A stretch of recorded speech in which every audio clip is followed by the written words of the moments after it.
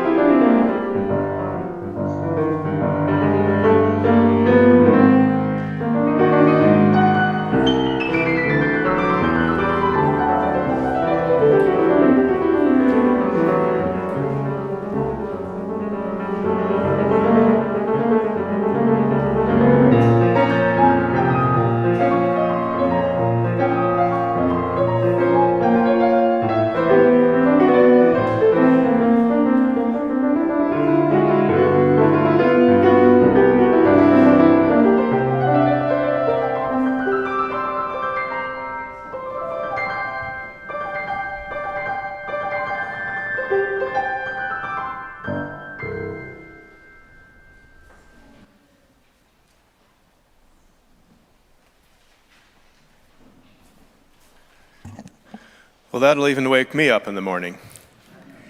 I'm not much of a morning person, but I do pay attention to the calendar. And I think the calendar has been playing a cruel joke on us. Last Saturday and Sunday, we talked about the calendar granting us an extra day because it was leap day and leap weekend. But this weekend, we're talking about the calendar taking an hour away from us. So it kind of balances out. Speaking of things that balance out, welcome to another Sunday here at First Unitarian Society, where independent thinkers gather in a safe, nurturing environment to explore issues of social, spiritual, and ethical significance as we try to make a difference in this world. I'm Steve Goldberg, a proud, enormously lovable member of this congregation, and I extend a very warm and extra special welcome to any guests, visitors, or newcomers.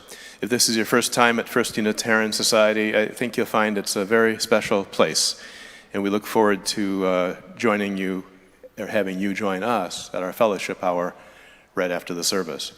Speaking of the service, this would be a great time to take care of each other by turning off those pesky electronic devices that you just won't need for the next hour, because instead of worrying about your phone calls, you'll be focusing on today's service, which I know will touch your heart, stir your spirit, and trigger one or two new thoughts.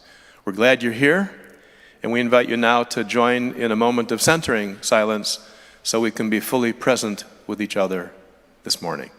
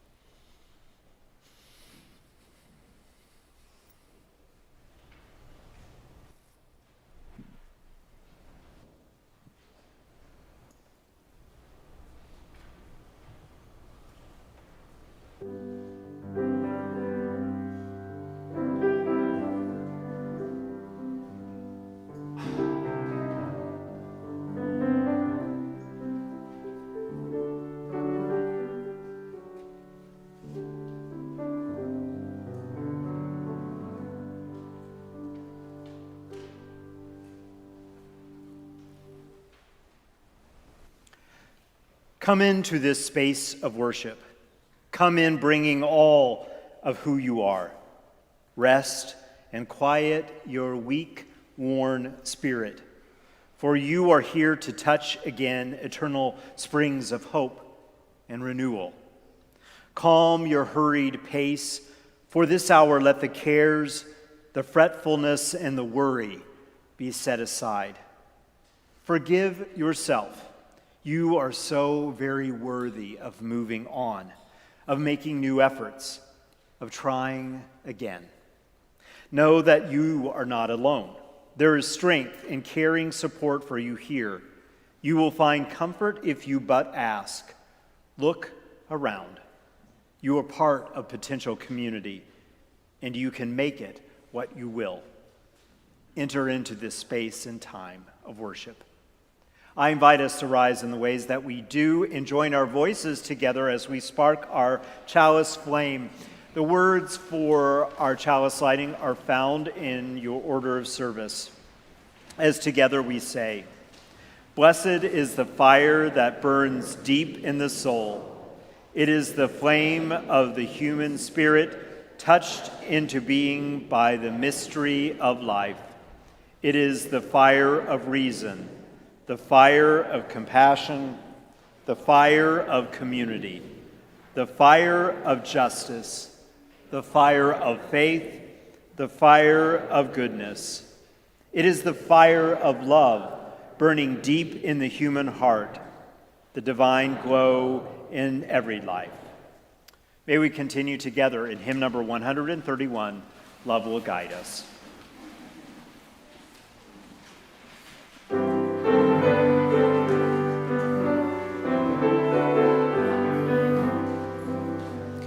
Love will guide us, peace peace has tried us.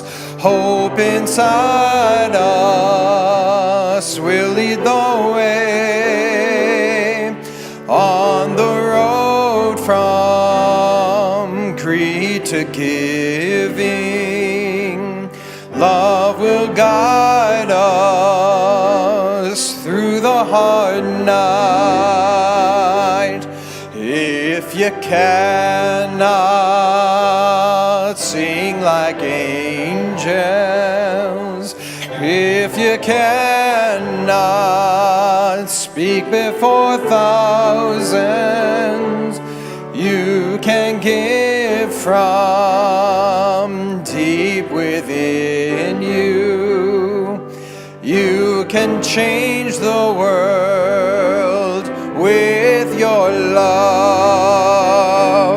Love will guide us. Peace has tried us.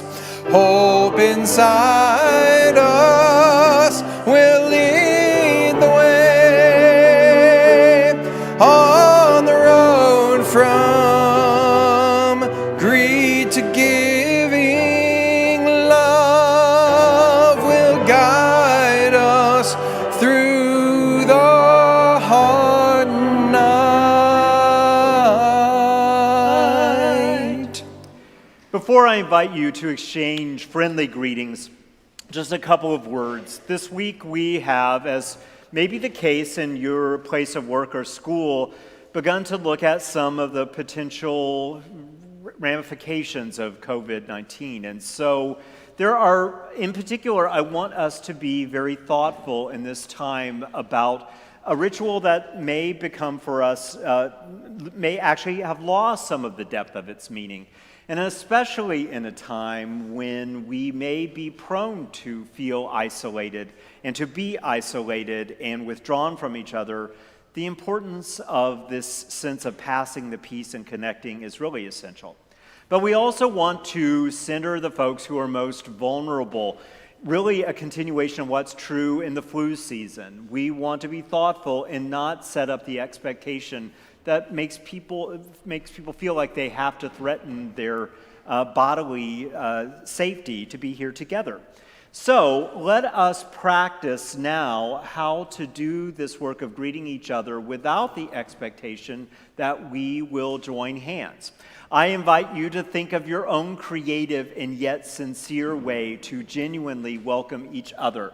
Maybe through the way that you just speak to each other. It could be an elbow bump, or you can always go with the idea of bowing to each other and recognizing each other's sacredness and divinity. So now, without joining hands in some way, I invite you to offer a friendly greeting to each other. Blessings. Glad you're here today. Glad that you were here. Good morning. Good morning. Glad you're here today. Good morning. Glad you're here. Blessings. Good morning, everyone. Glad that you're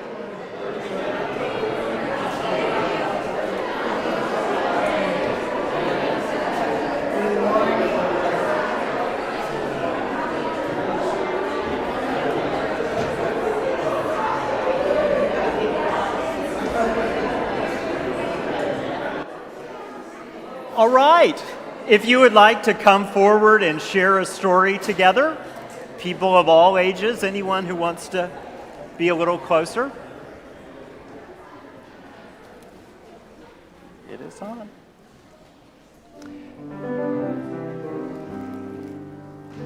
Hello. Glad that you're here. How are you? Good. Hi there. Ta-da.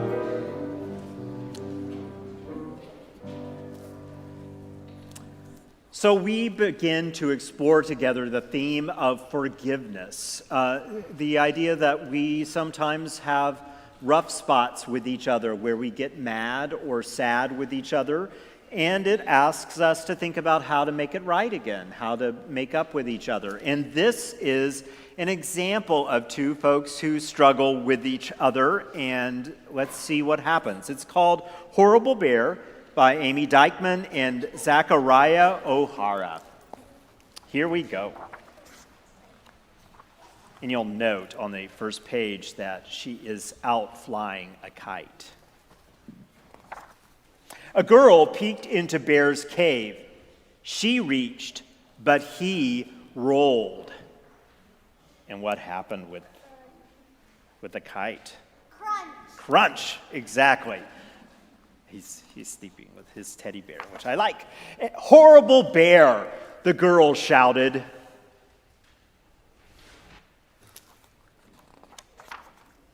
And the girl stomped down the mountain. Horrible bear. And she stomped through the meadow. Horrible bear. And she stomped all the way home. Horrible bear. Oh, she is mad. And the bear was indignant. What does indignant mean? Do you know? It means that you think that what's happened is unfair, and so you are upset about what's happened to you. The bear was indignant.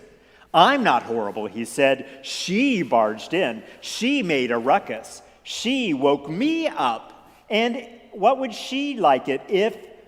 And then the bear got an idea. It was a horrible bear idea.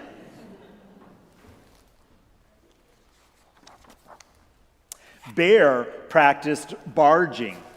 Bear practiced making a ruckus. Bear practiced waking someone up. Bat squeaked. Horrible bear, said the bat.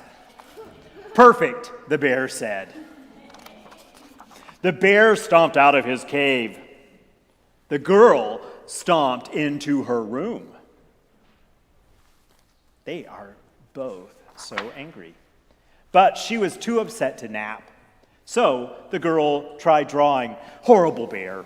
She tried reading Horrible Bears, Goldilocks. She tried talking to the best listener that she knew. That horrible bear, he broke my rip. Suddenly, her Stuffy couldn't listen as well as before. I didn't mean to, the girl cried. Oh, she thought. What do you think she's thinking right now? What occurred to her? Maybe that she didn't mean to hurt her Stuffy, so I wonder if she's thinking about the bear. Meanwhile, the bear stomped down the mountains. Rawr, rawr, rawr. And he stomped through the meadow. Rawr, rawr, rawr.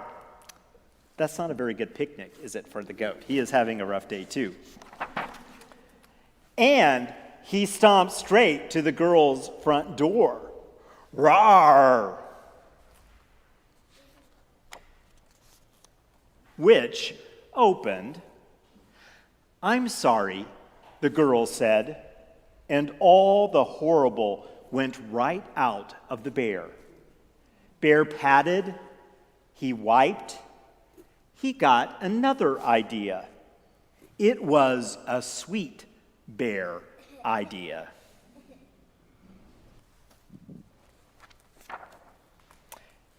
Thank you, bear, the girl whispered. She had a sweet bear idea, too. She shared her flowers.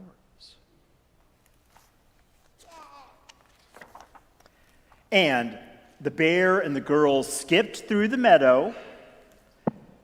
They bounced up the mountain.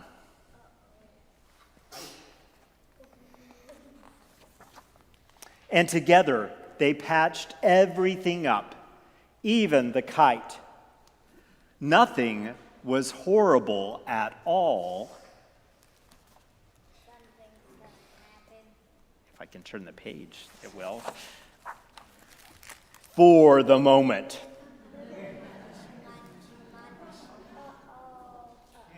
Exactly. So what happened with the two as they were angry at each other? So the little girl thought about what? What was it that changed for her? that helped her say, I'm sorry. Yeah, what? When the bunny wrecked. Right, so she was willing to recognize that just as he didn't intend to break her kite, that it was unfair if she didn't realize that sometimes she does things, and yet she still needed to find a way to make it right. And so she made it right with the bear, and the bear got over being angry, and together they were able to do a lot more by practicing forgiveness. And so we come here week after week, and some of the time the very same thing happens between all of us. We end up making each other sad or angry, and we practice the importance of saying I'm sorry and trying to make things better and right together. So, as we sing you out, I hope that you don't have something happen today that makes you sad or angry. But if you do, it is a chance for us to practice. It is always a chance to practice forgiveness. So, we will join in the song that we learned last week, and we will look forward to hearing about your time together after the service. See you soon. Have a good rest of the morning. Let's rise in body and our spirit to sing, You Shall Go Out with Joy.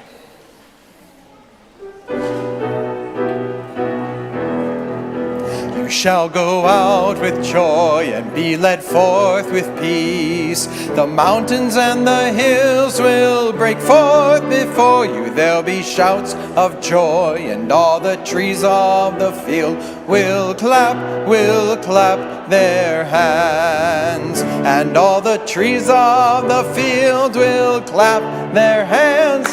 The trees of the fields will clap their hands. The trees of the fields will clap their hands while you go out with joy. You may be seated.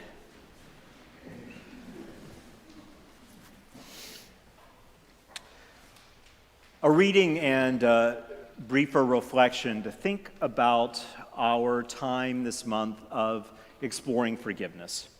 The reading is taken from the writing of Jen Hatmaker. All of us love poorly sometimes. The work of forgiveness is so challenging. The actual work of it. The naming, grieving, empathizing, releasing. It's like a death of what we wanted, what we expected, what we hoped for, what we thought we deserved and didn't receive. We don't get to control other people or outcomes, and I am as devastated about this as you are. Forgiveness comes easier to people who regularly ask forgiveness themselves. All of us love poorly at some point, and infusing our community with ownership and repentance is contagious. Say you are sorry. Ask forgiveness.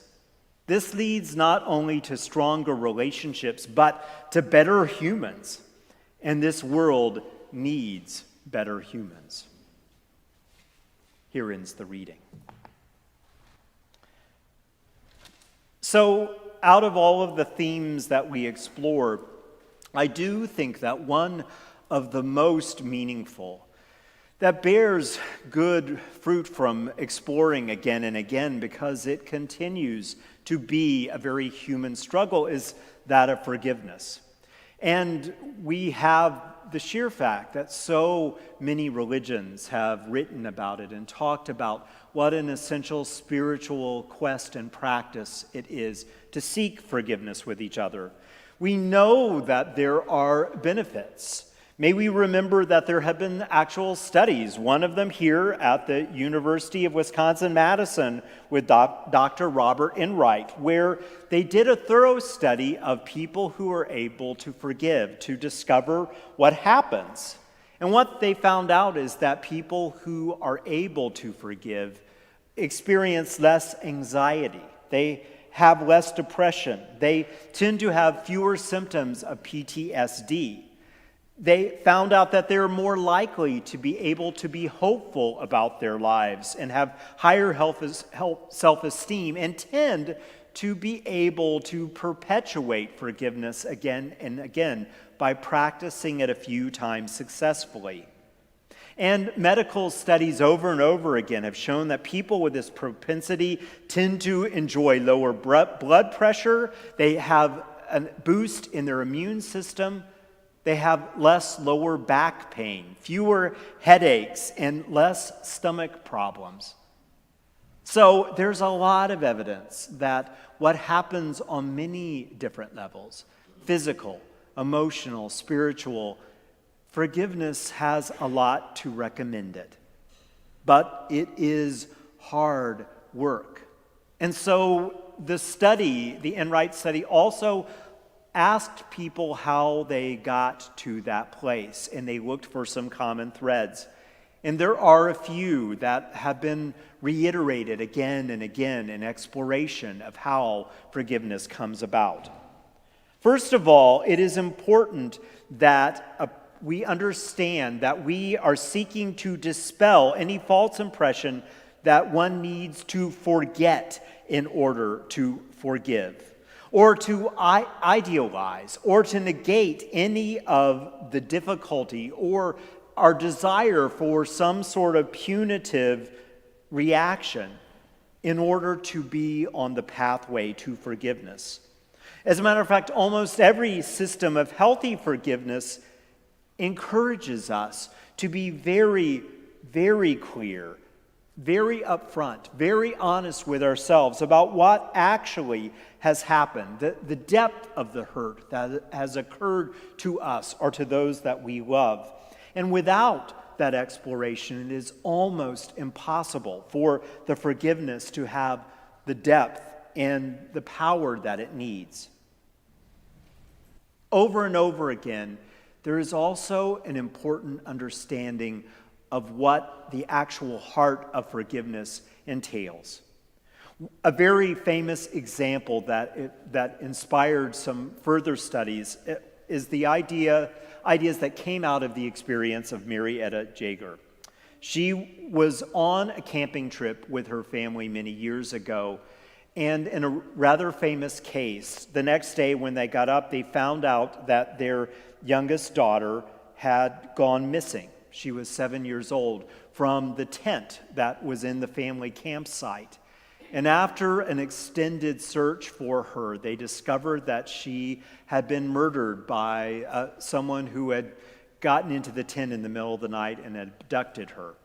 And Marietta wrote about her experience in great depth.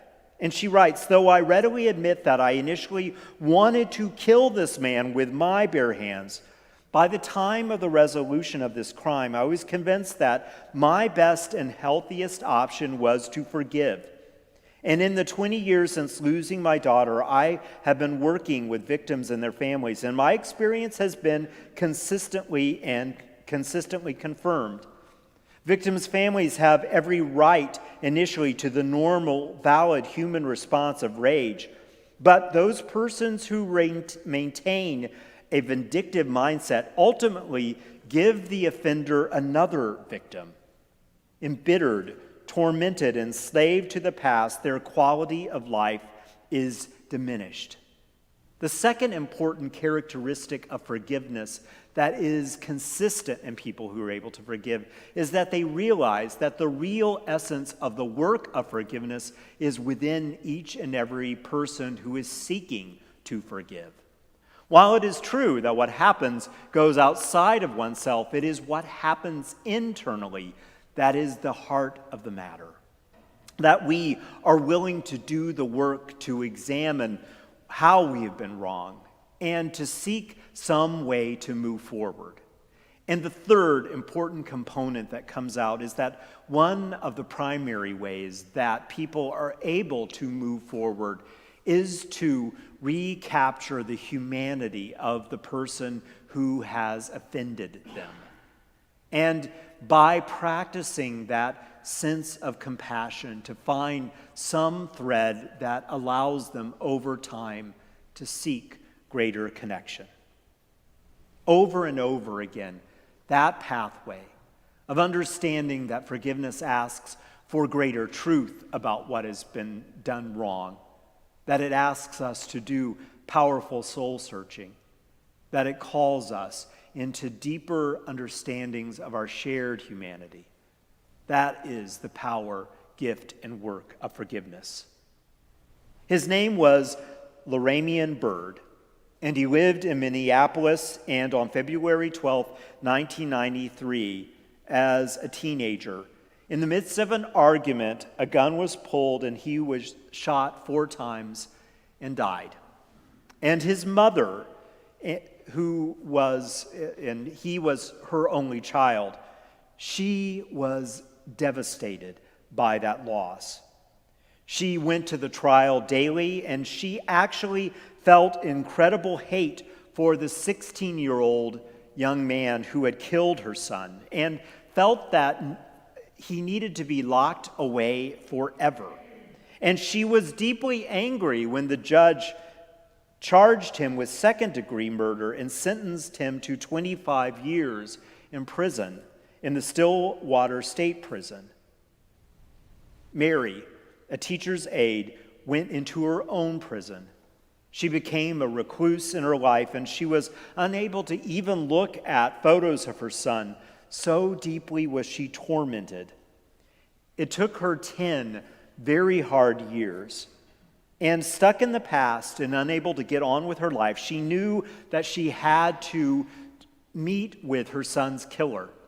And it was only after the second request that O'Shea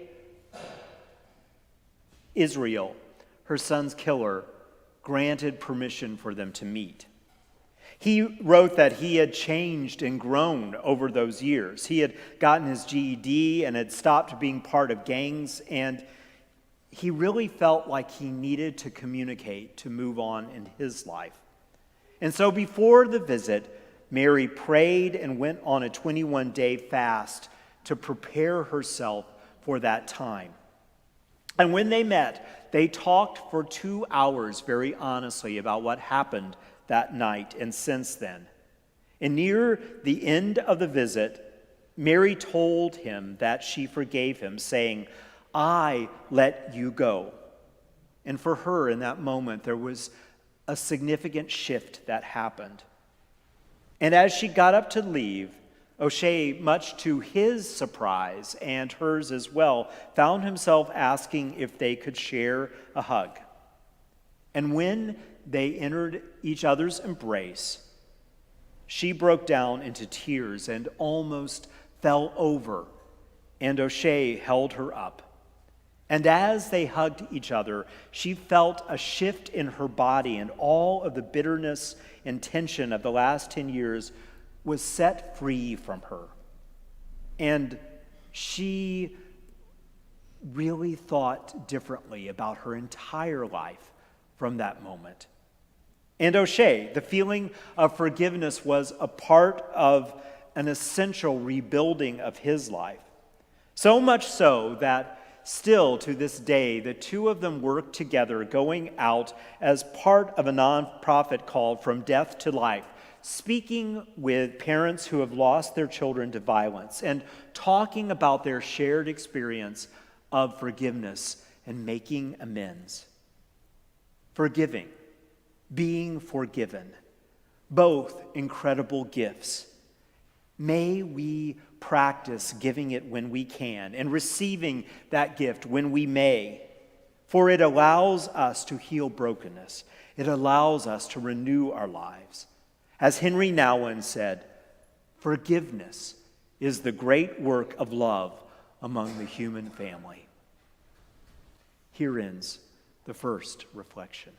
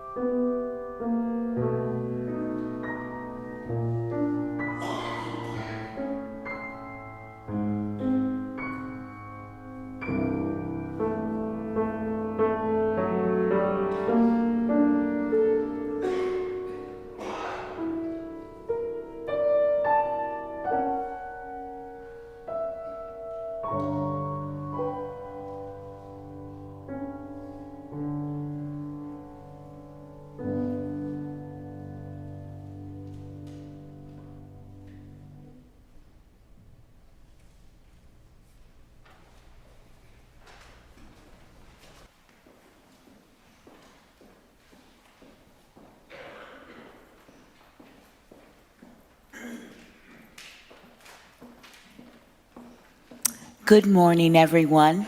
I want to thank you for having the UW Odyssey Project and supporting us. My name is Shar Braxton, and I'm a graduate of the 2005 sixth class, and I will start with my poem, How Do I Forgive? I was forced from my home, abducted, no warning, ripped from my family. Mama, help me. Clothes stripped from my body. Horror, unimaginable, unclean. I cried out with pain and despair. Mouth bounded, 8 years old, no one intervened. I did not understand the language you were speaking. Hostile, Americans, European. Memories of my mother's love fading away. Unknown sounds increase my fears. Metal bracelets tight around my neck. Malnutrition, suffocation, a new route. My feet bound in chains on a splintered wooden deck. Shackled from head to foot, screaming and crying, fill the air. The smell of sweat, foul odors that I did not understand. I had never witnessed so many colors of black bodies.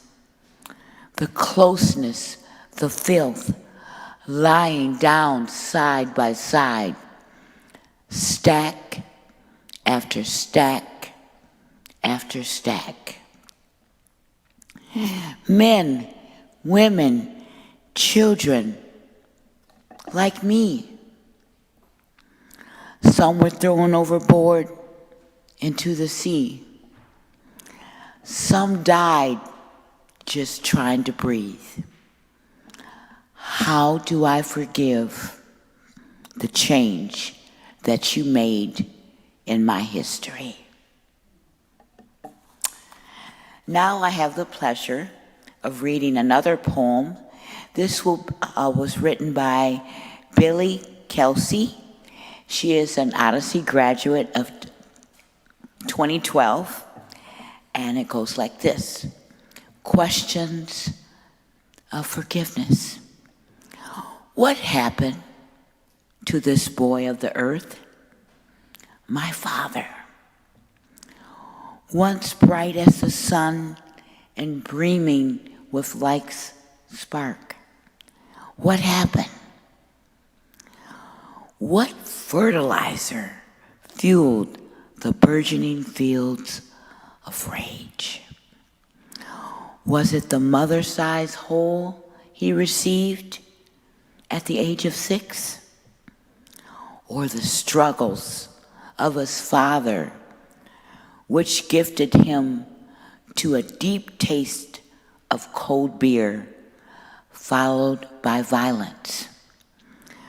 Where did a young man's desire to be the most phenomenal parent stray into dark territory?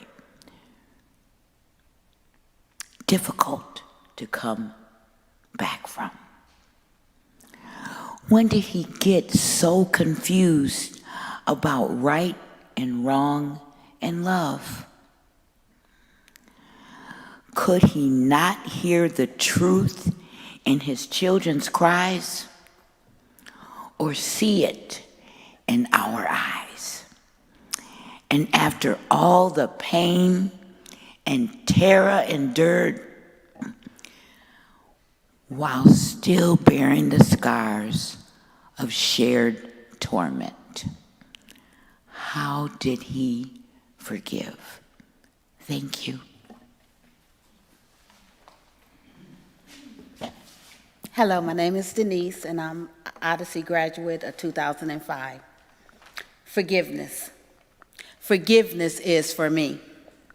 That's why, in my heart, I forgive you. Even though you thought I was not as strong as you, only because I was kind when you were not. You didn't have to crush my heart for you to feel strong. Forgiveness is for me. I forgive you, even though you thought my love for you allowed you not to stand for me, be aggressive towards me, hit me, cuss at me, and betray me. You love my love, but not me as a woman that was taken from your side. Forgiveness is for me. I forgive you, even though I may not forget what you done to me, but I can remember it without the pain. Forgiveness is for me. My strength allowed me to forgive you. I'm not perfect, but I am enough, healed and free. Thank you. Hi, my name is Marisol, and I am the 2017 graduate from the UW Odyssey Project. And this is my penny story. Carrying resentments is like drinking poison and hoping someone else will die. A couple years ago, I moved into the Eagle Heights apartments in the exclusive Sherwood neighborhood. As an immigrant, under my circumstances, I'm not eligible for a driver's license, but I drove for 14 years with a clean record because the Madison police understands the situation and don't check license plates for immigrants like me. Unfortunately, the Sherwood police doesn't feel the same way.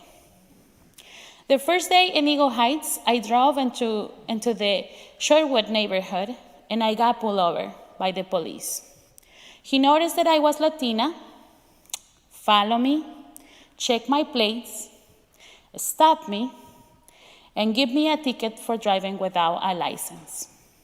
The next month, the same police officer gave me another ticket. The following month, the same.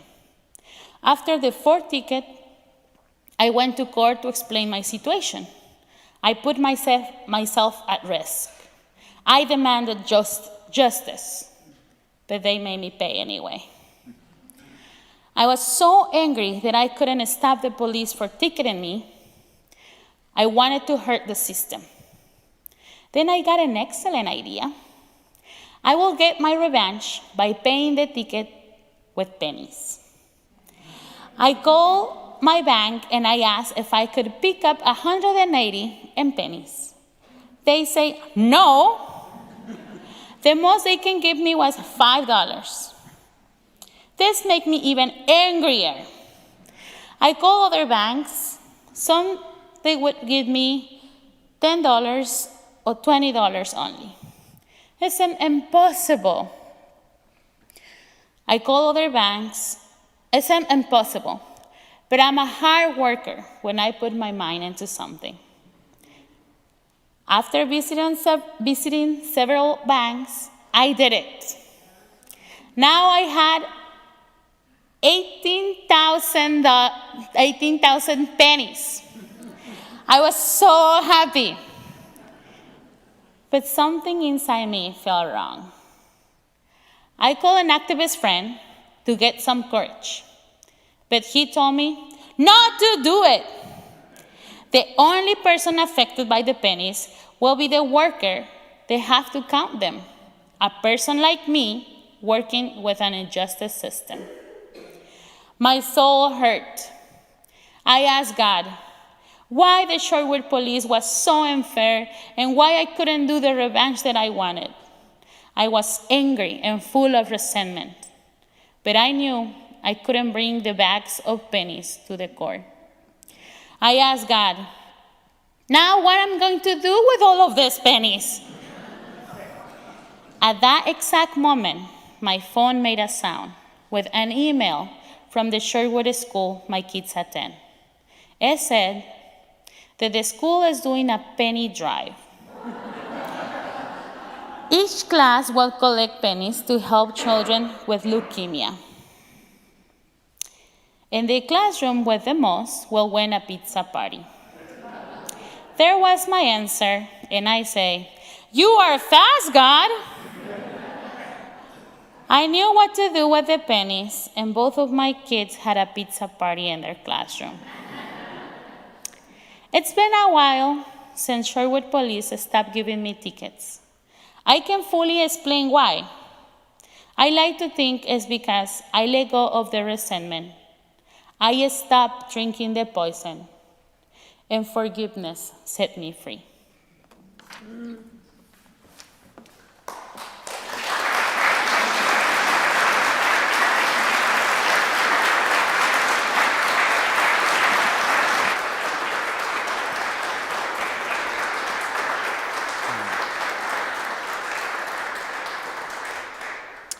We are so grateful for the continued partnership and shared work with the Odyssey Project. And we have a wonderful opportunity this morning to continue to support that essential work. I hope that you'll take a moment to talk with the Odyssey folks at the table after the service. But as we move into our giving and receiving of the offering, we will do 50% this weekend and next weekend for the Odyssey Project. May we support the continued work of helping people find new ways of thinking about life by exploring the humanities and human creativity, both in their knowledge and in practice.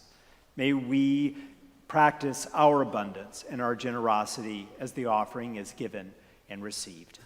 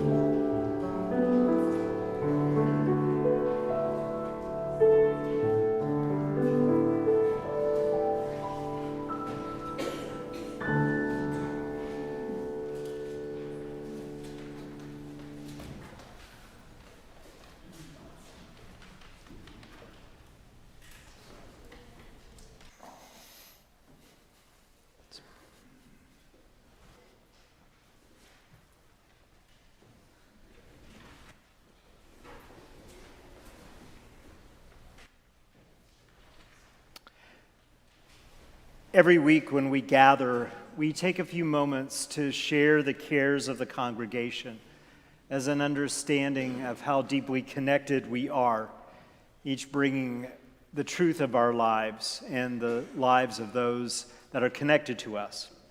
And so for a moment, I ask us to think about that truth, what it is that has happened for us, that is a joy or sorrow, or for those that we love. We remember in this time with celebration that it is Nancy Vader-Schultz's birthday. Happy birthday to her. We are remembering Terry Millar, and our thoughts are with his family and friends on the anniversary of his death. And we are also very glad that Leah Sinclair, a Saturday person, is back at home with her family. We remember also all the joys and sorrows that are too tender to share and yet live in the fullness of our hearts and minds. May we recall that this is a time where we honor our part in the web of life, grateful for the miracle of that life that we share, and its call again and again to care, to remember, to love. May that work continue in each and every life. Amen, and blessed be.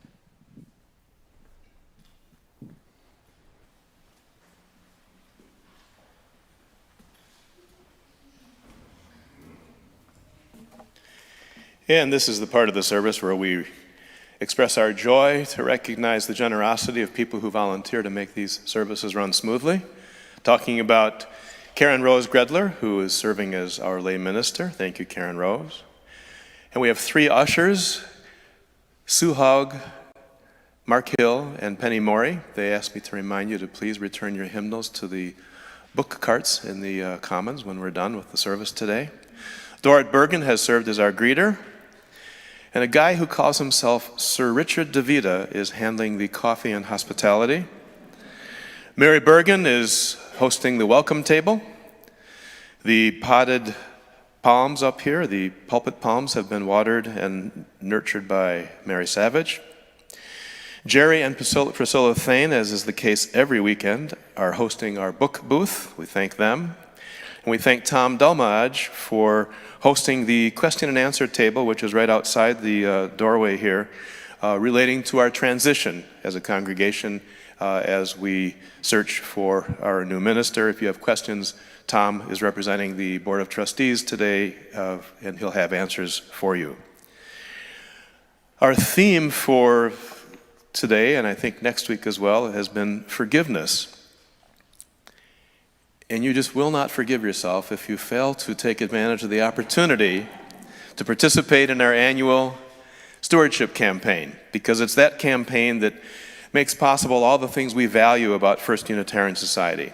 The services, the music, the community outreach and partnership with organizations such as the UW Odyssey Project, our youth education programs so that young people will feel valued here, our full range of family activities to help families thrive here and to make this truly a spiritual home for people of all ages, and many more things made possible by our generosity.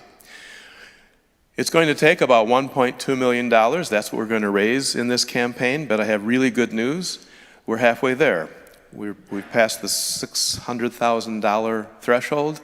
So we've only got $600,000 more to raise, and the campaign is only about a week old. It'll last the entire month of March, which thankfully is a long month, and we'll celebrate our progress each weekend by telling you how much we've raised, what progress we've made. And at the end of March, March 27, Friday to be exact, we're hosting a Because of You celebration right here. It's a family-friendly celebration, including pizza, activities, and fun for the kids. But we will only know how much pizza to order if you make your reservation. It's free, but we need to know how many pizzas to order, so please respond online. You'll see the instructions for that in your Red Floors bulletin. And every week as we celebrate our progress, we are providing a Food Fight restaurant gift card to one of the lucky people who has participated in the stewardship campaign. Last night we presented one of these to Ann Fleming. This morning, earlier, at the 9 o'clock service, which felt to most of us like an 8 o'clock service, we presented one of these to Brad Herrick. And today we present one to Sue Hogg. Sue, come on up here and get your gift card. Sue also has served as one of our ushers. She's probably ushering now. Oh, here she's coming down the stairs. She's running. She's going to trip and fall. It's a good thing we're right across the street from a hospital. Sue, in addition to being a volunteer usher today and being a donor, a participant in the campaign, she's also a new member. So please join me in thanking Sue Hug.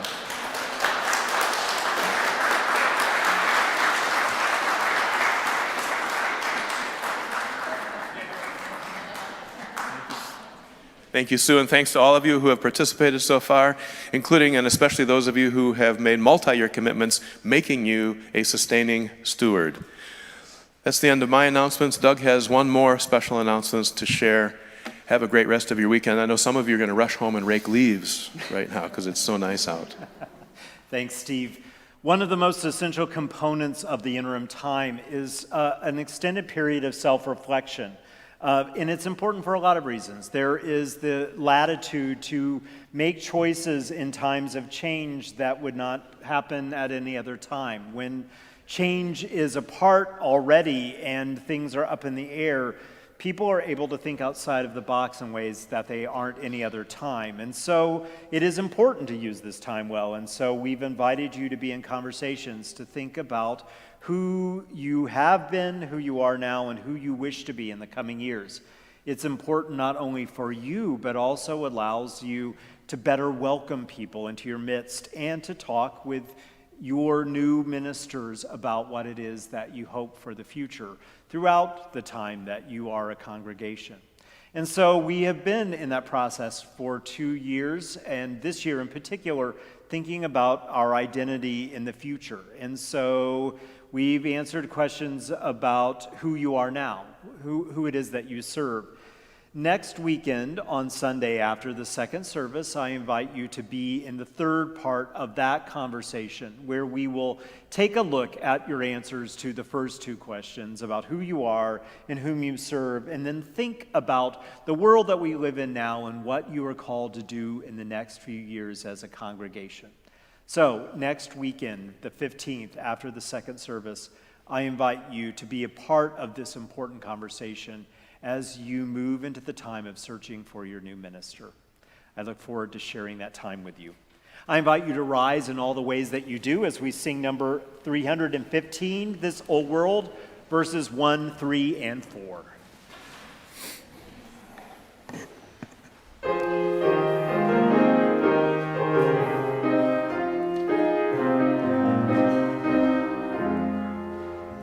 This old world is full of sorrow, full of sickness, weak and sore. If you love your neighbor truly, love will come to you no more.